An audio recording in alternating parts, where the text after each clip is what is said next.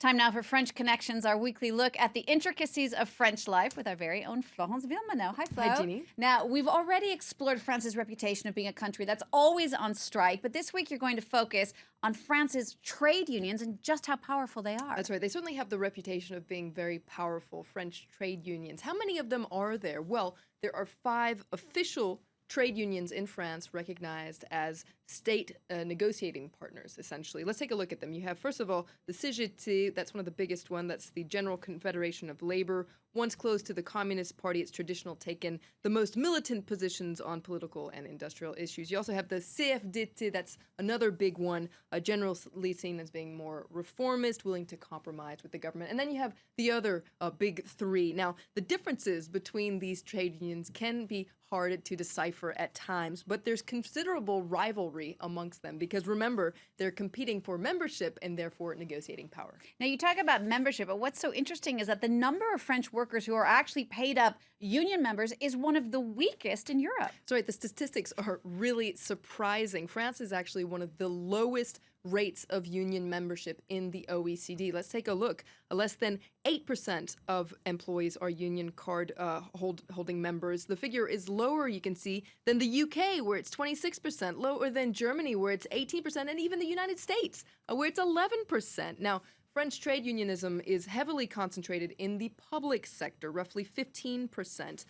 And you can see that the rate hovers right around 5% in the private sector. Now, keep in mind, though, that France's public sector is very big. About 5.6 million people work in the public sector, so that's about 20% of the working force. So 15% of that is still quite a lot of people. So I still don't understand how French unions can be so powerful if their membership is so low. Well, the real source of union strength comes from their bargaining power. At the macro level, trade unions are a key partner in something called the dialogue social, and that is in fact our word of the day. It's a very French thing. What is it? Well, quite literally, dialogue social means social dialogue, but essentially it's collective bargaining. Anytime the government wants to carry out an economic or a social reform, it has to consult and negotiate with trade unions and business representatives. The idea is to promote social cohesion and essentially keep the peace between workers and employers. Now, every year there's this big social conference, it's called,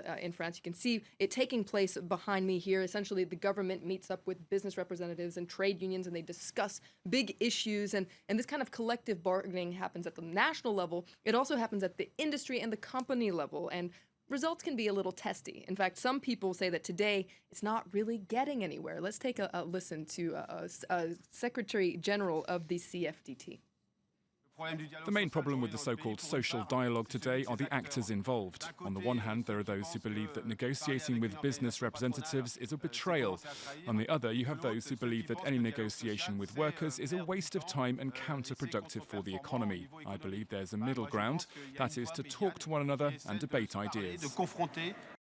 When it comes to unions on a national level, but on a micro level, trade unions are also very powerful in the way companies work themselves, whether they're public or private. That's right. Now, by law, in firms over 50 staff members, all employees, whether or not they're part of a union, are represented by an elected union delegate. They're kind of like class reps. They sit on work councils and separate health and safety councils, and essentially these unions, these representatives, have to be consulted by bosses on a daily basis. Now, this can be about big things like contracts and paid vacations, but it also can be about more trivial things like rearranging the furniture. They have to double check with the unions, first of all. Now, as you can imagine, these work council relations can lead to some mixed results. Let's listen to one person's opinion. I can't forecast the state of social relations. Relations between business and unions are complicated and they're deteriorating. That's true for the public and private sector, but it's not true everywhere. Critics say that this whole process tends to be counterproductive, and indeed there have been studies that show that French firms choose not to hire more than 49 people, essentially to not have to deal with these kind of work councils. But that being said, in France, there's still a long tradition of public sympathy for trade unions, even if membership is very low. This kind of goes hand in hand with a certain mistrust of a certain part of the population for businesses and business representatives. So what's the future of trade unions? Will they continue to be so powerful? Well, legislation passed under President Nicolas Sarkozy actually has required a minimum service, a minimum level of service in public transport, schools, and nurseries during strikes, which has kind of reduced the bark of certain big unions. But on top of that, there have been growing divisions within trade unions, which has also affected their bark and their bite. It means that they've actually failed to draw spectacular numbers of people to the streets like they used to. For instance, their traditional May Day rally, which is held on May 1st, Labor Day, traditionally,